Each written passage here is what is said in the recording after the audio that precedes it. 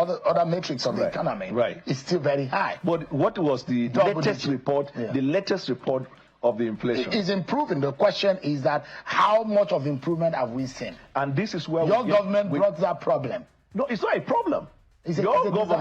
Your government saved Nigeria from decadence. It's a reverse psychology you're playing. Our government, because you can imagine for a moment, when the president came, he continued with the status quo. Where will he get the money to subsidize for the dollar, subsidize for the fuel?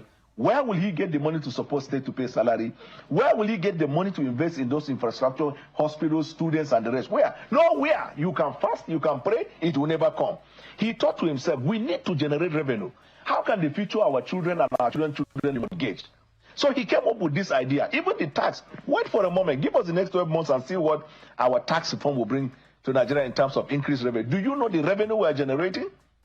So we should be clapping like this to the president. Because, you see, that decision the president took, I beat my chest to tell you from 1999 till date, every president that came was, I won't use the word afraid, but ran away from taking that decision. And every president discussed that.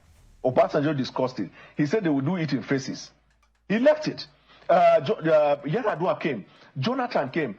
Buhari came. In fact, at a point, Buhari was going to do it immediately before people advised them otherwise. President Bola Tinubu came and said, oh, no, I'm a consequential president too. We can't sell the future of our children. All of us as a family must realize we don't have income. We have been living a fake life. And right now we are in danger. So let's take the decision. But he prepared our minds. He said it will be tough. The president didn't fool anybody. So the big question here is that, well, the president came, made some decisions that caused the trouble, and he's trying to, you know... and there's relief now. You know, well, maybe you are feeling it. You are in Babariga. You are not feeling the relief? You are in Babariga. Let me ask you, are you feeling the relief or not? I can't talk about relief. I'm not an average person. I'm a journalist. Oh, I'm glad you are in my own in my own class. I can't compare. I won't class myself in with the millions of Nigerians who are facing the suffering there. I have a stable job right here. Right. I cannot classify myself. My job is a high-end job. As far as my class in this job is concerned. But I cannot, just remember, I can't class myself with those. If you say Nigerians are feeling the relief, who are those who are feeling the relief? You see, the suffering. The food, price of food, the issue of inflation, how much of relief as Nigerian people? So let me give you this. Let me tell you a graphic example of how the relief is done now. The food prices went up because we were no longer paying subsidy and there was cyclical effect in the value chain. But then we have bad roads. So we now invest in roads, construction and infrastructure so that there will be ease of business, you know, and trade.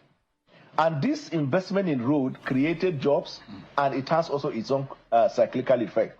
We also invest in healthcare, thereby creating opportunity for our people to not have to travel, but they will take care of their basic need. We look at education, and we now invested in education. So the same poor man that has now felt bad because of that decision, his situation became precarious. Now the impact of those decisions we have taken is coming back to him. But you see, when we talk about plan, there is an immediate, there is a midterm, and a long term.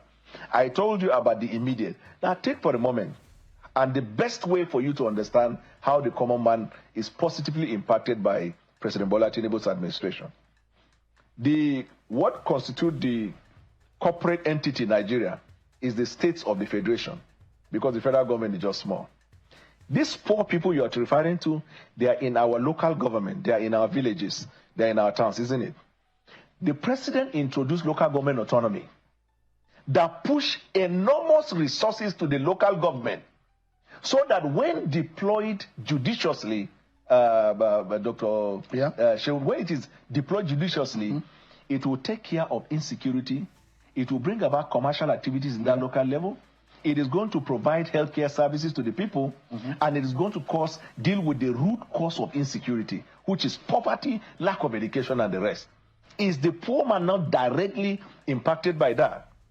So, and this is when we are doing reform. I have never seen anywhere in the world where a reform is carried out and it doesn't come with inconveniences. Yeah. So, Dr. Bwala, to wrap up the conversation, and I can mention a few which I think your government can borrow you a few things, which is also part of our role, to be able to let the Nigerian people know how they can benefit from the effort and the policy of government.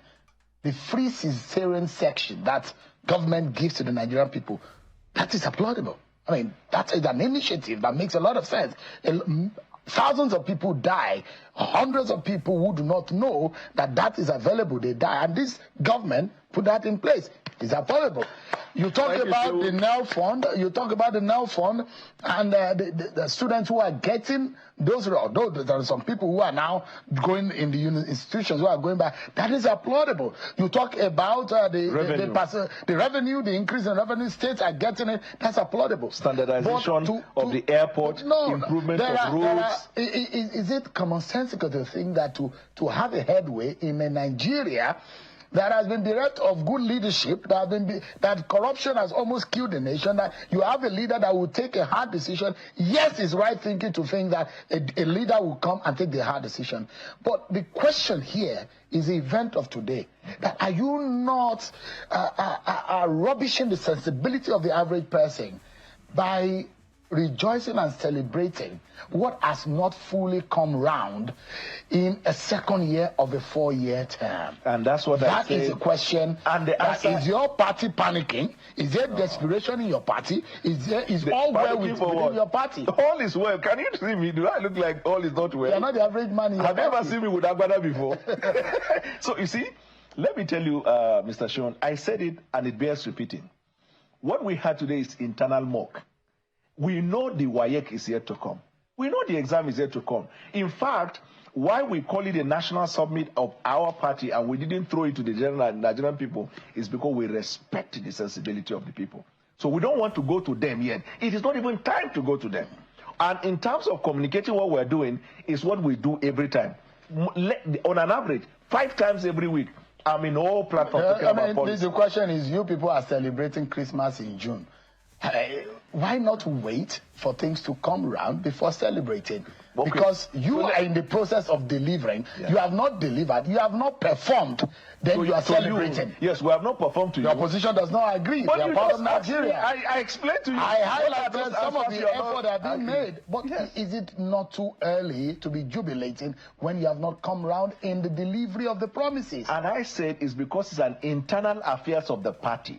If we had called the nation, and we're doing that, yes, it's on national television. Yes, but it's for our party. And the reason we wanted a beam on national television for people to see transparency. And we want all other parties to copy. That at every given time a party is in government, you must do midterm assessment. The president must be examined by the party. Well, the opposition does not think that your party has done well for Nigeria. How can they know when they have eyes they can't see? El-Rufai is saying already they will send President Bola Tinubu back to Lagos in 2027. From where? Where is he? Where is his party? Are you aware that they're planning SDP, ADC, and all of these parties? Even they are trying to bring penicillin and penicillin. Let me tell you, this opposition, very sadly, in my recent memory, is the worst that has ever happened to Nigeria. Don't forget, Shehu, let me even use this opportunity and also praise myself. When the president became president, after the election was over, I was single-handedly in the opposition, right? When I made a decision and I came over to President Bola Tinubu and I came back to my party, the floodgate opened and they were joining us. So I am Moses in this journey. And the reason is simple. President Bola Tinubu is delivering on the promise. He's not perfect. It's for Nigerian people to judge. Your party is supposed to be in the farm working for the Nigerian people. But congratulate us for the event of today, please. I won't, because... So you are now in the opposition? No, I'm a media person. Congratulate me for wearing a Agbada. That's going to be...